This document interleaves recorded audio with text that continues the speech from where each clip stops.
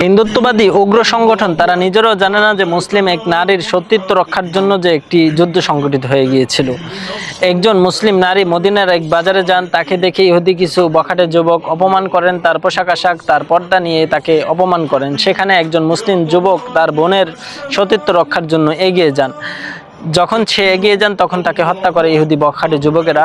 তখন রাসূলুল্লাহ সাল্লাল্লাহু আলাইহি ওয়াসাল্লামের নেতৃত্বে একটি যুদ্ধ পরিচালনা হয়। ওই যুদ্ধে মুসলমানরা বিজয় লাভ করে। তো হিন্দুত্ববাদী উগ্র সংগঠন তোমাদেরকে দৃষ্টি আকর্ষণ করে বলছি, বাংলাদেশের নারীদেরকে এবং অল বিশ্বের মুসলিম নারীদেরকে যারা নিয়ে পরিকল্পনা সাজাচ্ছ এবং ষড়যন্ত্র জাল বুনছ, তোমাদেরকে সচেতনের জন্য এই ভিডিওটা। এবং নোয়াখালীর মামুন খান নামের একটি ভাই, তিনি প্রত্যেকটা স্কুলে যে মুসলিম নারীদেরকে সচেতন করছে, যার বিরুদ্ধে তোমরা রুখে দাঁড়িয়েছ, তাকে বিভিন্নভাবে পথরোধ করার জন্য তোমরা প্রচেষ্টা চালাচ্ছ, তার নামে মামলা হামলা দেওয়ার প্রচেষ্টা চালাচ্ছ। তোমাদেরকে আমরা সচেতন করে বলতে চাই, বাংলাদেশের মুসলমান নারীর আরেকজন নারী যদি তোমরা ইজ্জত হরণ করো, বাংলাদেশে না অল বিশ্বে ইহুদি খ্রিস্টানদের এবং তোমাদের হিন্দুত্ববাদীদের মধ্যে, আমাদের মুসলমানদের মধ্যে একটি যুদ্ধ সংগঠিত হবে, যেই যুদ্ধে মুসলমানরা এই বিজয় লাভ করবে ইনশাআল্লাহ। কারণ মুসলমানরা সবসময় হকের পক্ষে, অন্যায়ের বিরুদ্ধে রুখে দাঁড়ায়।